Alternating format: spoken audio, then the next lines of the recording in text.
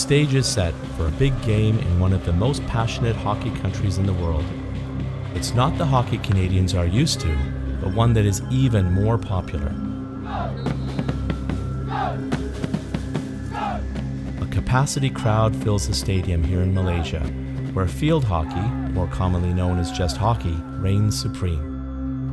The country lives and breathes the sport, and on this evening, their team plays the feature match against a team headed to the Olympic Games. The opponent is a country that has competed in half the Olympics since 1964, one that also knows a thing or two about hockey. That team is Canada, and this sport is Canada's other hockey.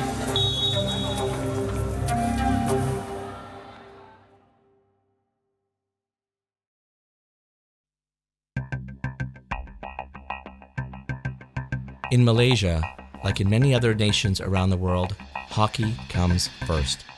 This year, the streets of Ipoh adorned banners celebrating the 25th edition of the Sultan Azlan Shah Cup. It's a tournament that comes with plenty of fanfare.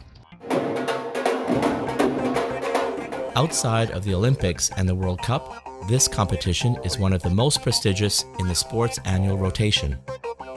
As it has for the last 2 years, Canada, currently ranked 14th in the world, lines up alongside many of the top hockey nations. Getting to play in this event is huge because we get to see teams, and this year 4 teams, I believe, including ourselves, that are going to be competing in the Olympic Games. So we get to judge ourselves against them, and then the teams that aren't there are very strong teams like Malaysia, who always play very well at home. Scott Tupper has the honor of captaining Canada in a year when the tournament has implications far beyond the final standings.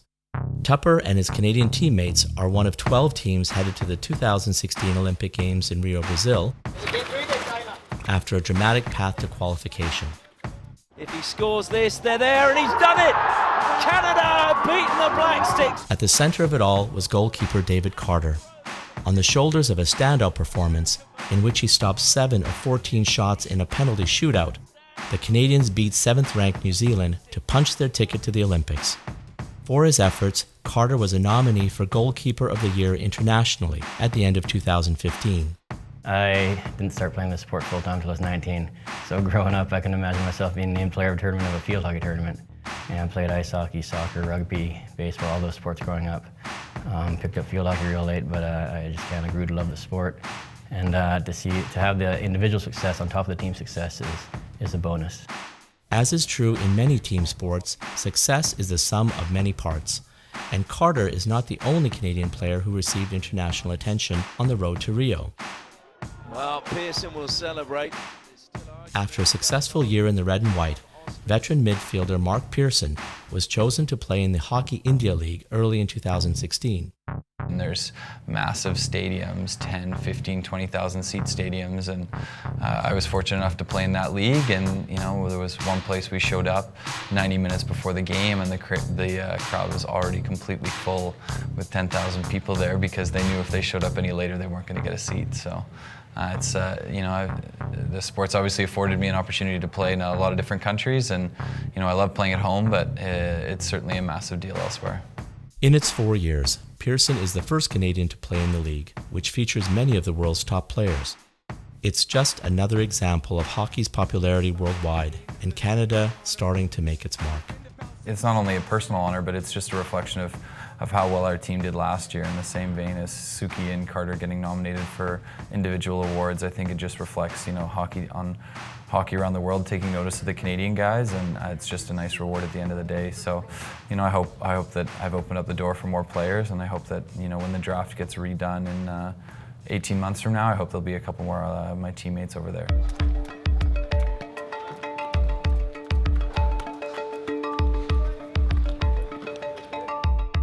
Head coach Anthony Ferry is the man at the helm of Canada's men's program.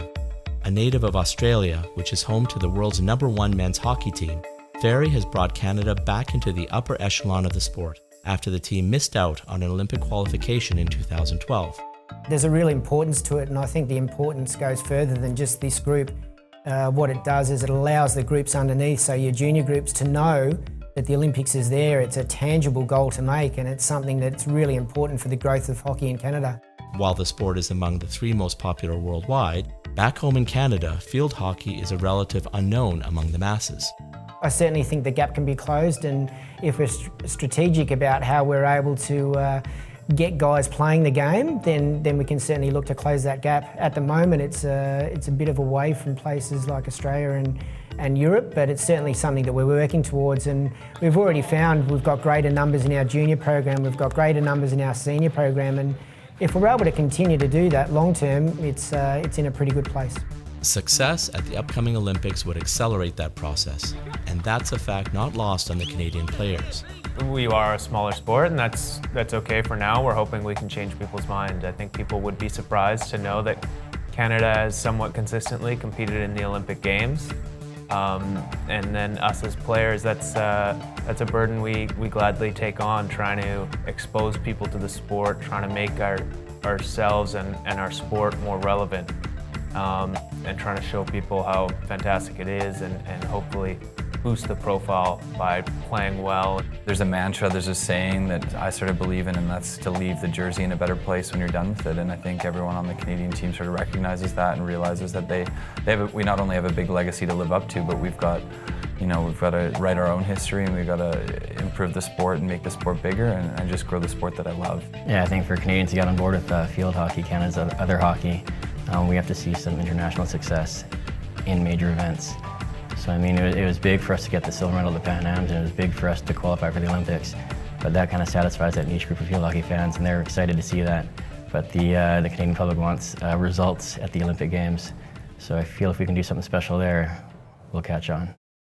But before the Olympics and the hopeful exit from relative obscurity in their home country, Canada's men have a tournament to play in Malaysia. And it's one that is as intense as any.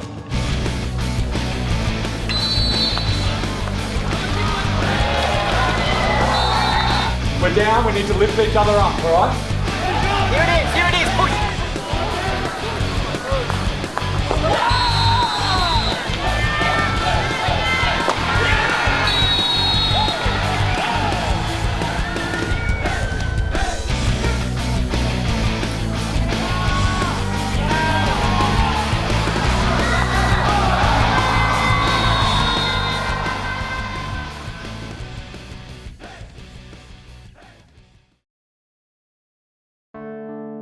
The Aslan Shah Cup for Canada, no matter the year, is always highlighted by the match against host Malaysia, with a packed stadium and passionate fans making their voices heard.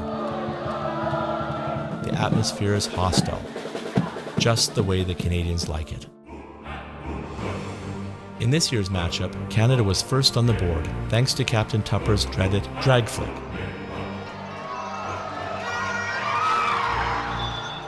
The Malaysians, always up for a challenge, scored 2 goals in response, and to the delight of the home crowd, went up 2-1. But the Canadians have hockey in their blood, and with pride on the line, were able to equalize on a goal by Matthew Guest in the second half. The game ended in a 2-2 draw. At the end of the tournament, Canada finished in line with its ranking, 7th in the 8-team competition. But this year's tournament is not about placing. It's about preparation. Preparation for the biggest stage many of these guys have ever witnessed. And it's about sharing the story of Canada's other hockey on the way there.